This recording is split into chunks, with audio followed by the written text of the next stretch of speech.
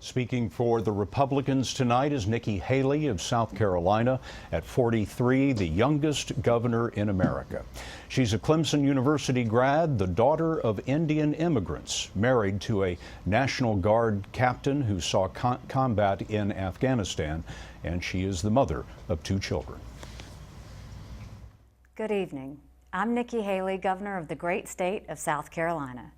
I'm speaking tonight from Columbia, our state's capital city. Much like America as a whole, our state has a rich and complicated history, one that proves the idea that each day can be better than the last. In just a minute, I'm going to talk about a vision of a brighter American future. But first, I want to say a few words about President Obama, who just gave his final State of the Union address. Barack Obama's election as president 7 years ago broke historic barriers and inspired millions of Americans. As he did when he first ran for office, tonight President Obama spoke eloquently about grand things. He's at his best when he does that. Unfortunately, the president's record has often fallen far short of his soaring words. As he enters his final year in office, many Americans are still feeling the squeeze of an economy too weak to raise income levels. We're feeling a crushing national debt, a health care plan that has made insurance less affordable and doctors less available, and chaotic unrest in many of our cities. Even worse, we are facing the most dangerous terrorist threat our nation has seen since September 11th. And this president appears unwilling or unable to deal with it. Soon the Obama presidency will end, and America will have the chance to turn in a new direction. That direction is what I want to talk about tonight. At the outset, I'll say this. You've paid attention to what has been happening in Washington, and you're not naive.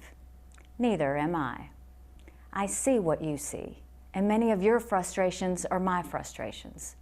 A frustration with a government that has grown day after day, year after year, yet doesn't serve us any better. A frustration with the same endless conversations we hear over and over again. A frustration with promises made and never kept. We need to be honest with each other and with ourselves. While Democrats in Washington bear much responsibility for the problems facing America today, they do not bear it alone. There is more than enough blame to go around. We as Republicans need to own that truth.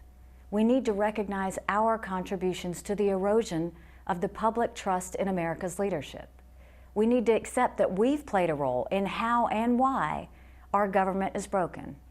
And then we need to fix it. The foundation that has made America that last best hope on earth hasn't gone anywhere. It still exists. It's up to us to return to it. For me, that starts right where it always has. I am the proud daughter of Indian immigrants who reminded my brothers, my sister, and me every day how blessed we were to live in this country.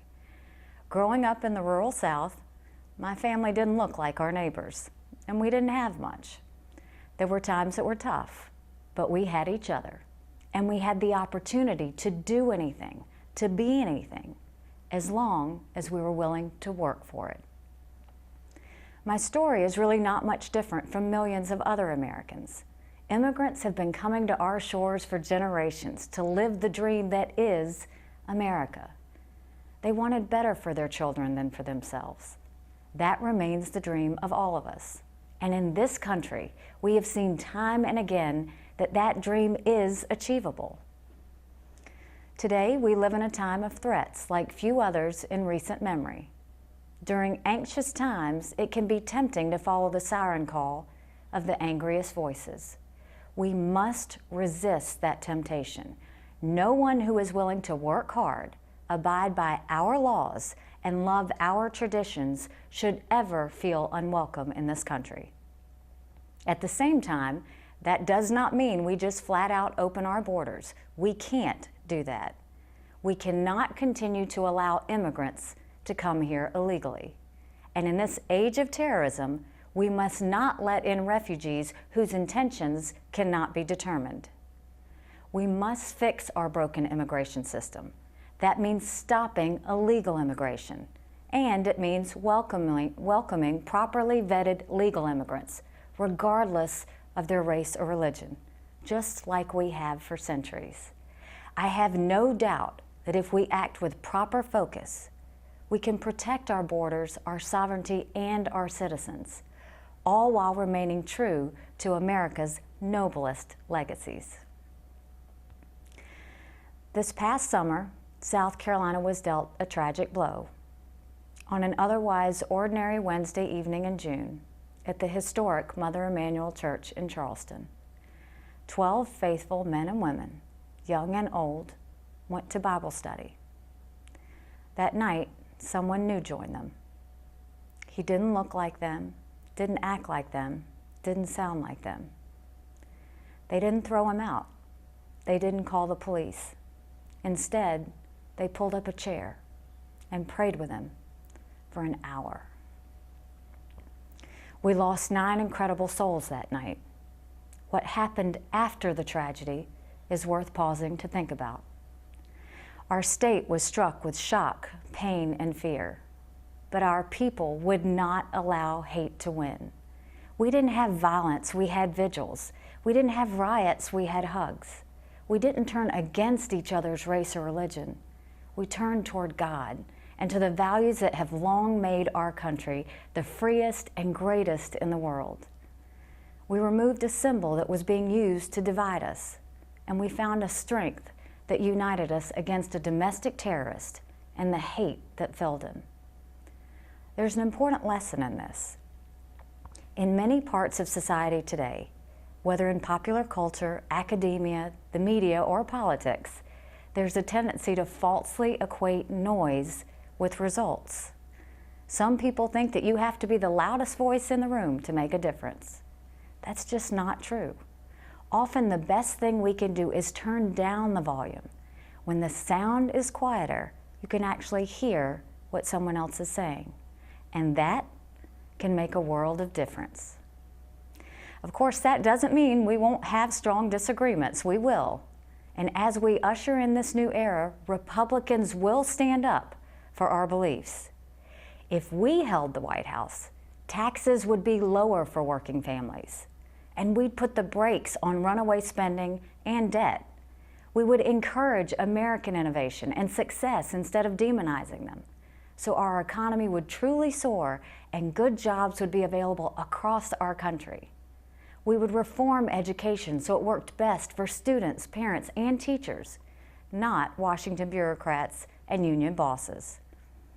We would end a disastrous health care program and replace it with reforms that lowered costs and actually let you keep your doctor. We would respect differences in modern families, but we would also insist on respect for religious liberty as a cornerstone of our democracy. We would recognize the importance of the separation of powers and honor the Constitution in its entirety, and yes, that includes the 2nd and 10th Amendments. We would make international agreements that were celebrated in Israel and protested in Iran, not the other way around. And rather than just thanking our brave men and women in uniform, we would actually strengthen our military, so both our friends and our enemies would know that America seeks peace. But when we fight wars, we win them. We have big decisions to make. Our country is being tested, but we've been tested in the past, and our people have always risen to the challenge. We have all the guidance we need to be safe and successful. Our forefathers paved the way for us. Let's take their values and their strengths and rededicate ourselves to doing whatever it takes to keep America the greatest country in the history of man and woman. Thank you, good night, and God bless.